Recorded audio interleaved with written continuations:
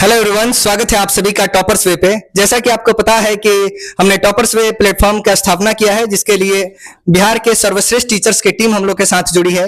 और आज हम लोग फिजिक्स के फैकल्टी से मिलने वाले हैं। अब जैसा कि आप सभी जानते हैं कि साइंस जो सब्जेक्ट होता है, एक आपके रियल लाइफ से रिलेटेड चीजें इसमें होती हैं।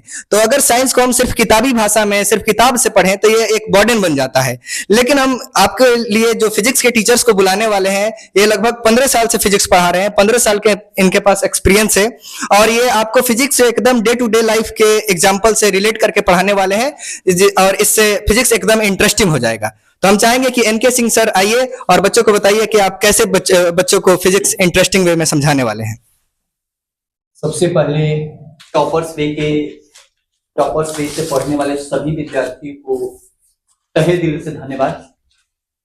और जैसा कि सर ने आपको बताया कि फिजिक्स के बारे में यदि हम बात करें तो फिजिक्स, आप एक बात समझ सकते हैं कि जैसे फिजिक्स को लोग ऐसे एग्जाम की दृष्टि से पढ़ते हैं, बहुत सारे बच्चे ऐसे ही पढ़ते हैं, उनको एग्जाम देना है, बस नॉर्मली तैयारी कर दी। लेकिन फिजिक्स को सभी लोगों को जानना चाहिए। सबसे महत्वपूर्ण बात एक है कि साइंस में क्यों को समझना अति आवश्यक है। ये क्यों हुआ, कैसे हुआ, ये सारी चीजें, और एक एक चीज आपको बताया जाएगा कि कोई भी चीज हुआ तो वो क्यों हुआ। जैसे में यदि पानी पश्चिम से पूरब जाता है तो पानी पश्चिम से पूरब भी क्यों जाता है, इसका रीजन क्या है, आपको ये चीज बताया जाएगा। पश्चिम थोड़ा ऊपर है, पूरब थोड़ा नीचे है, इसलिए पानी हमेशा ऊपर से नीचे जाता है। यही कारण है कि आप देखिएगा तो पानी पश्चिम से पूरब जाता है। हर एक क्यों का आंसर आपको बताया जाएगा। ये टॉपर्स वे जो है, इसकी शुरुआत जो है 26 जनवरी को हम लोगों ने किया था। और ये आप लोगों के सामने मैंने रखा था कि एक टॉपर्स वे ऐसा परिवार है जिसके माध्यम से सभी विषय जो है आपको बिल्कुल ही आसान भाषा में सिखाया जाएगा। और सीखने सिखाने के इस सिलसिला में हमारे टॉपर्स वे के जितने भी शिक्षकगण हैं, सब लोग आपको बारी बारी से प्रत्येक विषय की तैयारी करवाएंगे, जिसमें से मैं अभी फिजिक्स लेकर के आया हूं। क्लास 12 की फिजिक्स जो आप लोग देख रहे हैं, क्लास 12 के फिजिक्स के थोड़ी सी कुछ इंपॉर्टेंट पॉइंट पे हम बात करेंगे। देखिए, हमारी प्रयास रहेगी कि अधिकांश बच्चे फिजिक्स को रट लेते हैं, लेकिन साइंस की सबसे बड़ी खूबसूरती ये है, प्रत्येक साइंस के विद्यार्थी को ये जानना चाहिए कि कोई भी चीज अगर हुआ तो क्यों हुआ, इसका आंसर वैज्ञानिक विधि से उनको पता होना चाहिए। ये सबसे मूल चीज है। मैं वैज्ञानिक विधि के दृष्टिकोण से मैं एक एक बात को आसान भाषा में एनसीईआरटी बुक समझाने का मैं प्रयास करूंगा। मुझे आशा नहीं, पूर्ण विश्वास है कि आप लोगों को ये वीडियो बहुत अच्छा लगेगा और आपको आसान भाषा में पूरी फिजिक्स को आप समझ सकते हैं। तो चलिए हम आते हैं थोड़ी पॉइंट पे। देखिए, यदि हम लोग बात करें तो मैक्सिमम नोट्स सिलेबस अलग अलग शिक्षक अपने अपने माध्यम से समझाते हैं, लेकिन मेरी नोट्स की कुछ खासियत विशेषताएं हैं, मैं आपको बताऊंगा। देखिए, यहाँ पे कुछ लोग केवल आपको यहाँ पे यूनिट्स के बारे में बताएंगे, कुछ लोग यहाँ पे दोनों चीजें आपको मैं समझा रहा हूं ताकि आपको थोड़ा भी कंफ्यूजन न रह सके कि ये कैसे हुआ। ठीक है, अगर क्लास 12 की बात करें तो क्लास 12 के फिजिक्स में आप देख सकते हैं, सबसे पहले हम लोग को पढ़ना होता है यूनिट 1। यूनिट 1 पे यदि ध्यान से आप देखिएगा, जिसको स्थिर विद्युत के नाम से जानते हैं। स्थिर विद्युत जो है ये यूनिट 1 में, अब इसको एनसीईआरटी बुक में 2 अध्याय में डिवाइड किया गया है। एक अध्याय आप देखेंगे विद्युत आवेश तथा विद्युत क्षेत्र, और यदि दूसरा पे हम बात करें तो उसमें स्थिर विद्युत तथा धारिता पे बात होगी। स्थिर विद्युत तथा धारिता एनसीईआरटी का ये यूनिट 1 में ये चीज आप लोगों को पढ़ना है। जिसमें अगर हम अध्याय 1 की बात करें, इसमें आप विद्युत से संबंधित घटनाओं के बारे में अध्ययन करेंगे। इसमें हम लोग विद्युत से संबंधित घटनाओं के बारे में अध्ययन करेंगे यूनिट 1 में। वो चाहे स्थिर विद्युत हो, गतिशील विद्युत हो, विद्युत का प्रभाव, एक एक चीज को आपको समझाया जाएगा इसलिए समझ। ठीक है, अगला बात पे यदि बात करें तो इसमें गतिशील विद्युत के बारे में, यूनिट 2 की बात करें तो इसमें विद्युत धारा जो देख रहे हैं, विद्युत धारा में आप देख सकते हैं कि यूनिट 2 में यानी विद्युत धारा को समझाया जाएगा, जिसमें गतिशील आवेश के बारे में हम लोग अध्ययन करेंगे कि गतिशील आवेश क्या होता है और गतिशील आवेश से क्या क्या फायदे होते हैं। पहले में स्थिर आवेश के बारे में पढ़ेंगे और दूसरा में गतिशील आवेश के बारे में पढ़ेंगे। अगर उसके बाद यूनिट 3 की अगर हम लोग बात करें तो आप देख सकते हैं इसमें हम लोग पढ़ेंगे विद्युत धारा के चुंबकीय प्रभाव एवं चुंबकत्व। ये यूनिट 3 की बात करें। एनसीईआरटी बुक में देखिएगा तो इसमें आपको 2 अध्याय मिलेगा, अध्याय 4 और ये वाला अध्याय 5, जिसमें गति आवेश एवं चुंबकत्व अध्याय 4 का नाम मिलेगा। 5वां की बात करें तो चुंबकत्व एवं द्रव्य, ये चीज मिलेगा। ये चीज आप याद रख सकते हैं यूनिट 3। इसमें हम लोग पढ़ेंगे चुंबक क्या है, विद्युत से चुंबक कैसे बनता है, चुंबक से विद्युत कैसे बनता है, ये दोनों चीज हम लोग जानेंगे कि विद्युत से चुंबक कैसे बनेगा और चुंबक से विद्युत कैसे बनेगा। इन एक एक बिंदुओं पे हम लोग सिस्टमेटिक बात करेंगे। मुझे आशा है, पूर्ण विश्वास है कि अगर प्रत्येक वीडियो को आप ध्यान से देखते हैं तो आपको फिजिक्स याद हो जाएगा देख करके, ये कथा कहानी सुन करके। बस आपको यही थोड़ा सा ध्यान से सुनना है, क्योंकि एक चीज याद रखिए, सफलता का कोई शॉर्टकट नहीं होता। बहुत सारे लोग सोचते हैं कि तुरंत टॉप कर जाएं, मेहनत ना करें, ये पॉसिबल नहीं। मेहनत तो आपको करना पड़ेगा, बाकी आप थोड़ा सा एक एक पॉइंट को ध्यान से देखिए, प्रत्येक वीडियो पे विशेष नजर रखिए।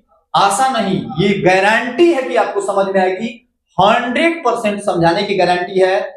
और मैं ये दावे के साथ कह सकता हूं कि इससे आसान भाषा में किसी भी चैनल पर आपको फिजिक्स नहीं मिलेगा। आप पूरे चैनल से हमारे कंपेयर कर सकते हैं, देख सकते हैं, ठीक है। क्योंकि वो डाटा ऐसे दिया जाएगा कि डाटा में फिर आपको कहीं दूसरी जगह जाने और दूसरा कुछ देखने की जरूरत नहीं पड़ेगा। इस पर विशेष नजर रहेगा, विशेष ध्यान रहेगा, ठीक है। तो उसके बाद अगर हम बात करें यहाँ पे 5th की बात करें, यूनिट 5th में, तो इसमें तरंग की हम बात करेंगे, विद्युत चुम्बकीय तरंग क्या होता है इसमें अध्याय। अब इसमें मैंने 4 यूनिट की बात किया तो इसमें आपको मैंने चीज बता दिया। उसके बाद 5th में आपका विद्युत चुम्बकीय तरंग पढ़ेंगे हम लोग। विद्युत चुम्बकीय तरंग क्या है, उत्पन्न कैसे होता है, इसका उपयोग क्या होता है, इन सारी बातों पे हम लोग टॉक करेंगे, ठीक है। अगला ये सबसे देखिए, ये अब नंबर की यदि बात करें तो आप देख सकते हैं, नंबर पे थोड़ी देर के बाद बात कर लेते हैं। यहां पे उसके बाद आइएगा तो सबसे बहुत ही महत्वपूर्ण है यूनिट जो 6 दिख रहा है यहाँ पे 6 प्रकाशिकी, बहुत ही महत्वपूर्ण चीज है। मतलब कहा जा सकता है कि ऑप्टिक्स बहुत, इसका मार्क्स भी बहुत बढ़िया है।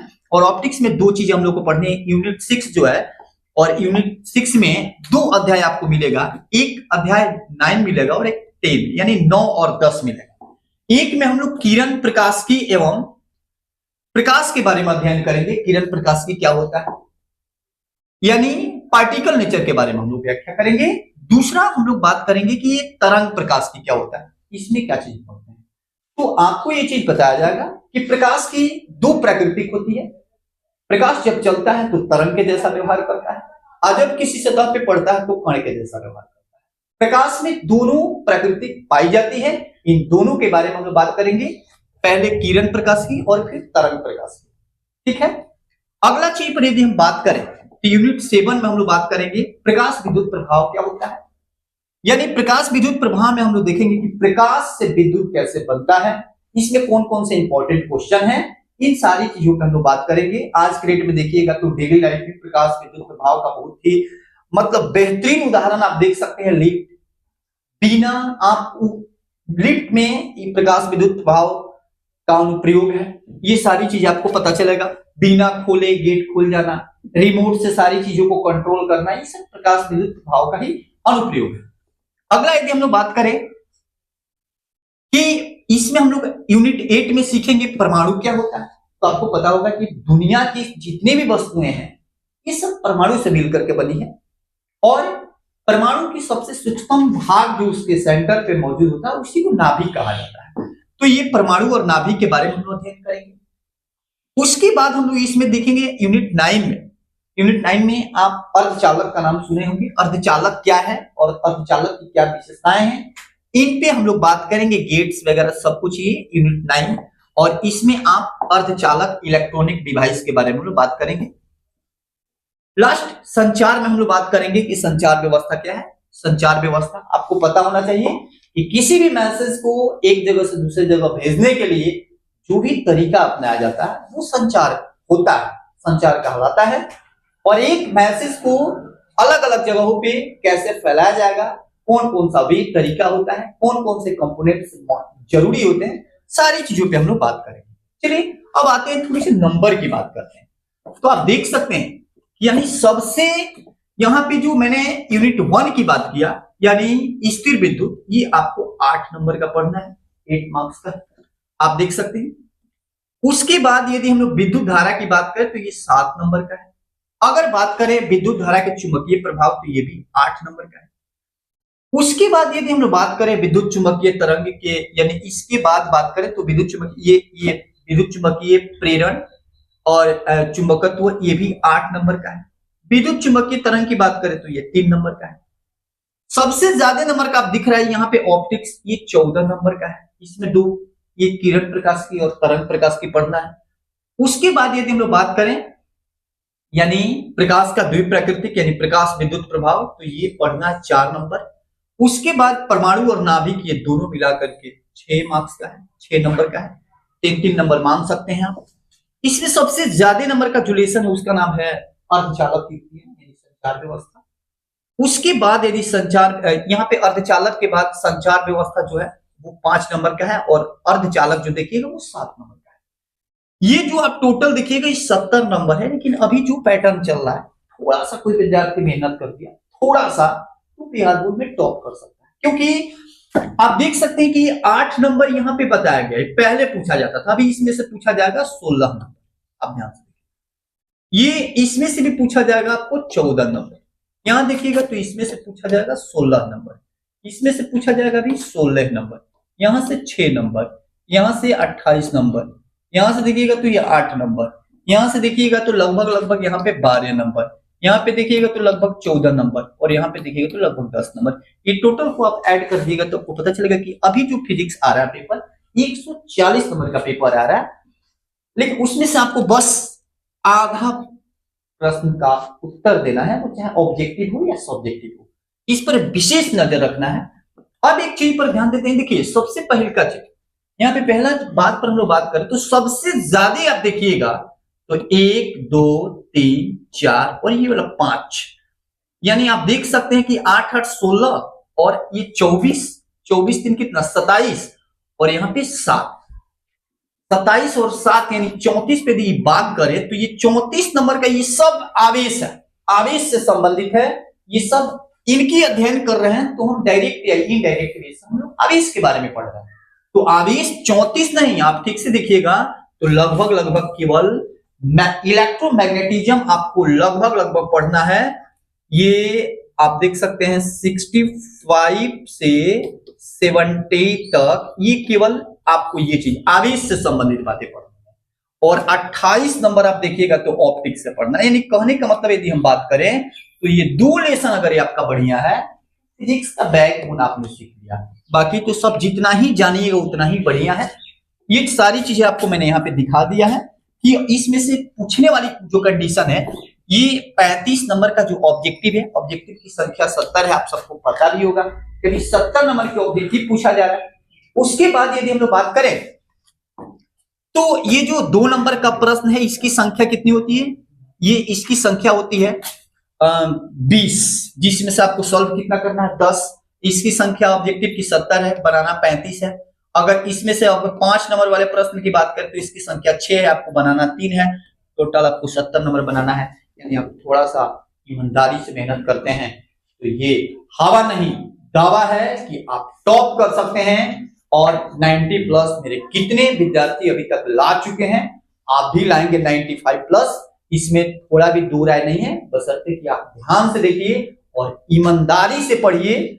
ईमानदारी honesty is the best policy. अगर आपके अंदर ईमानदारी नहीं है, आप अगर शिक्षक को अपने माता पिता को धोखा दे रहे हैं तो आप और आपके अंदर हमेशा 420 वाली बातें चल रही है आपके दिमाग में, तो समझ लीजिए कि आपको सफलता जीवन में कभी नहीं मिल सकती है। ये चीज याद रखिए। आप टॉपर्स वे से जुड़े और टॉपर्स वे में सारे शिक्षक आपको सभी भाषा को आसान भाषा में समझाएंगे। इस वीडियो को देखने के लिए धन्यवाद।